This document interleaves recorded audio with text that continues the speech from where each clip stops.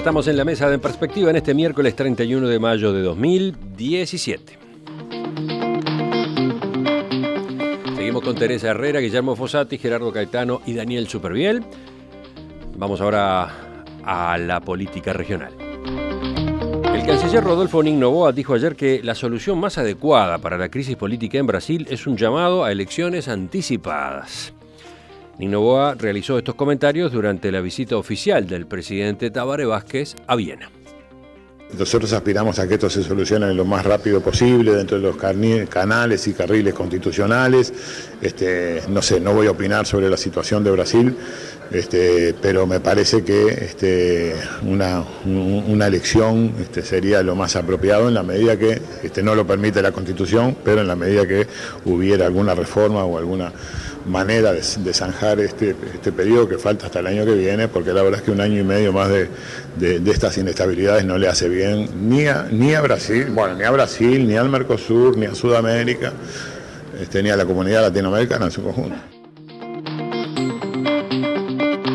Se viene una nueva cumbre del Mercosur, del 17 al 21 de julio en Mendoza.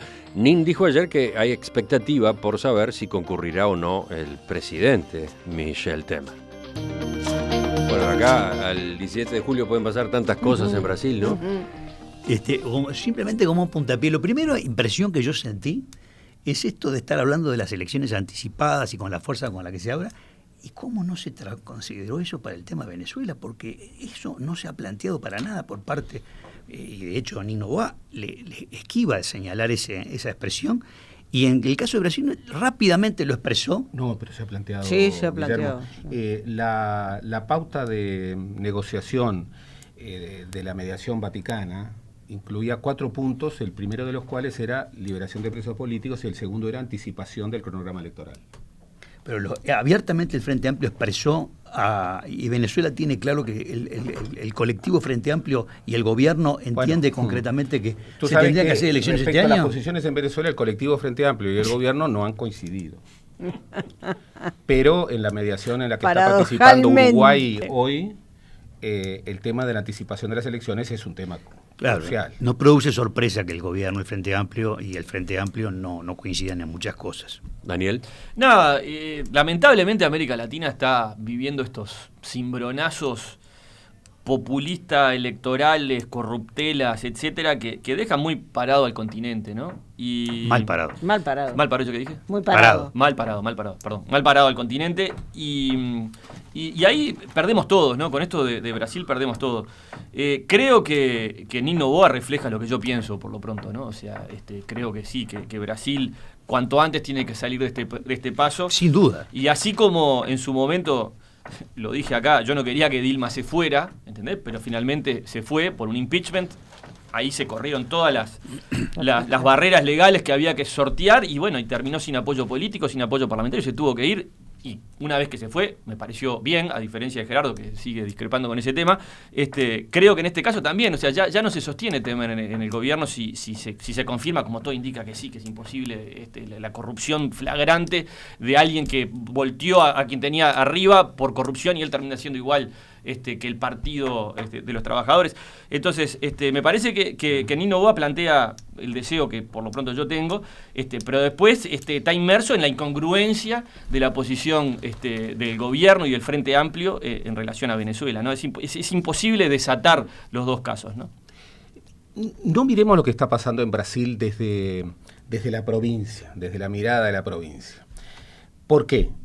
Porque lo que está pasando en Brasil es una tragedia Total. Que tiene un impacto sobre el continente desde todo punto de vista. Entonces hay que verlo, me parece, en esa circunstancia. En ese contexto, la tragedia brasileña es una tragedia desde la legitimación política de todos sus partidos.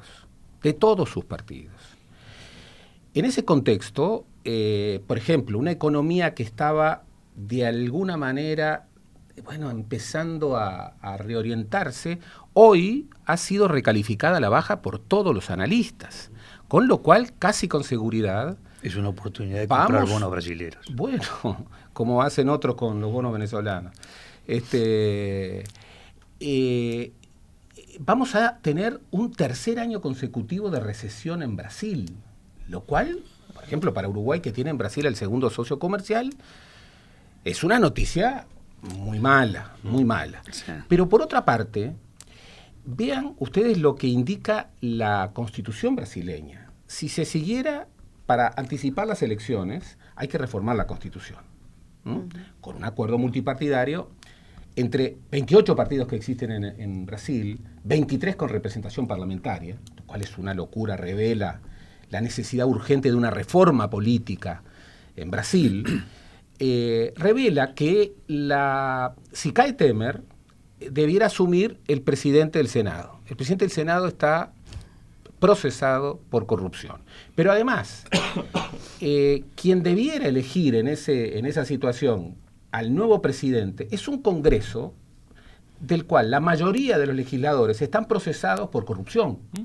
La legitimidad de una elección indirecta es nula.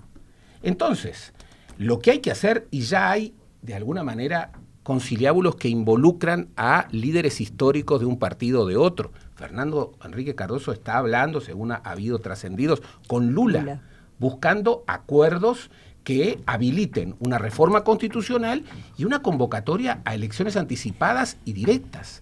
No se me puede ocurrir otra vía, porque entre otras cosas, y esto es lo grave, sin pronunciamiento electoral, luego de la caída, a mi juicio, sigo pensando cada vez más que fue totalmente ilegítima, utilizando de manera ilegítima y sin probar la comisión de delitos efectivos, la caída de Dilma.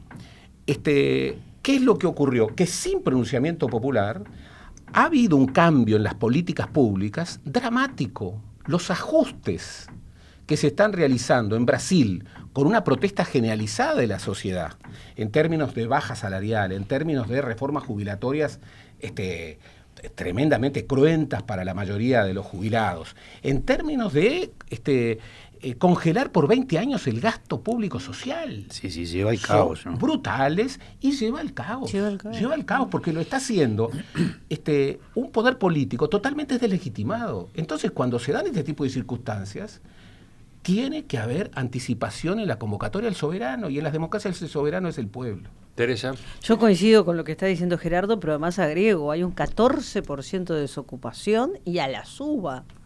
Es decir, que además de todas esas medidas restrictivas, de todos los derechos que se habían adquirido hasta ahora y de retroceso, hay una situación de un Producto Bruto que decrece, desocupación y fundamentalmente todo este tema de la corrupción, que voy a decirlo de una forma muy gráfica, no se salva ni el gato. Yo creo que el gato que está en Plan Alto también es corrupto. Es decir, es terrible, porque levantan una piedra y aparece otro acto nuevo de corrupción. Además, con el agravante de que toda esta corrupción salpica, desborda, porque además todos sabemos que Brasil Odebrecht tiene proyección continental. Claro, lo que significa ese continente que es Brasil, proyectando en el resto del continente. Y una gran pérdida de credibilidad y confianza. Totalmente, y eso es lo que a mí me preocupa, y con esto quiero terminar. A mí lo que me preocupa es eso, me preocupa la deslegitimación de todo lo que es el sistema, ¿no? De todo el sistema, porque acá, insisto, no se salva ni el gato. Entonces, realmente yo creo que la crisis de Brasil, y si a eso lo unimos la crisis de lo que fue el kirchnerismo y de las cosas que todavía siguen pasando en Argentina, etcétera, todo el tema de la corrupción es un tema, yo he insistido varias veces que es un tema que tenemos que tratar, el tema de la corrupción a nivel mundial, porque América Latina aparece en la primera plana, pero no quiere decir que el resto del mundo se salve. Sí, yo quiero decir dos o tres cosas. Que no hay que olvidarse, Gerardo, que gran parte de la deslegitimación de la democracia en Brasil la causó el PT, la corrupción del PT. O sea, el PT que llegaba al poder con las banderas de la moral, que los de izquierda no somos corruptos, o sea, fue una máquina pero topadora de corromper y de corromperse. Entonces, también hay que ver todas las aristas del problema, ¿no? Sí, o sea, pero, perdóname, Daniel. Porque ¿qué pasa? Hay mucha gente ahora sacándose el sallo, y el PT fue gran parte de la pérdida de la dignidad la tuvo el PT, que llegó con promesas que no cumplió. De los hechos. Tú empezaste diciendo, la principal responsabilidad de la corrupción en Brasil la dio el PT. Bueno, lo que estamos viendo no está indicando eso. Lo que está indicando Bueno. es que todos los partidos estaban implicados. Claro. Ok, pero Lo ¿cuál que fue el está socio del indicando- PT para ganar? Ojo, Temer.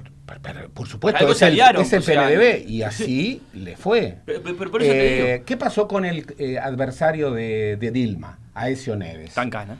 Aécio Neves está en prisión. Tancana, sí. Fue destituido ese mismo día del Senado, su familia está implicada y están implicados por centenares de miles de millones de dólares. Entonces, ojo, esto va mucho más allá del PT, aunque involucra al PT, involucra en los tuétanos del PT.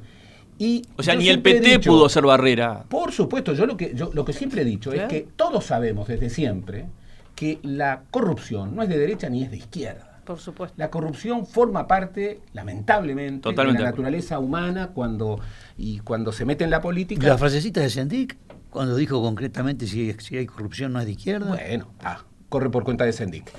Lo que pasa es que el impacto de la corrupción para un gobierno de izquierda que viene reivindicando lo nuevo es devastador. Le quita toda legitimidad, porque no hay nada más viejo en política que la corrupción. Claro. Claro, Sí, sí. claro. Es lo más, Ahí hay que retrógrado. atacar, Gerardo, ahí hay que atacar. Pero por supuesto que hay que Sin atacar. duda. Pero todo. Todo. Ahora, cuando lesionás el sistema, su confianza y su credibilidad, qué problema, ¿no? Porque al final después la gente, ¿viste? Se la llevan todos. No, y después vienen esas encuestas de Latinbarómetro que la gente prefiere, ¿no? O sea, no importa tanto la libertad, no importa tanto la democracia, sino, ¿no? Bueno. O sea, empiezan a aparecer esas cosas que obviamente estoy enfrente a eso también. ¿entendés? Claro. Advirtamos, Advirtamos. el diputado de origen militar que dio su voto a favor del impeachment de Dilma, dedicándoselo al torturador de Dilma, Qué te- mide cerca de 20 puntos en las últimas encuestas. Entonces estamos muy cerca de una situación similar al del que se vayan todos. Perdón, y el ejército reprimiendo a los manifestantes en Brasilia, Bueno, que al y final después Temer tuvo que... y Temer convocando digo, al ejército a una toma de Brasilia. Claro.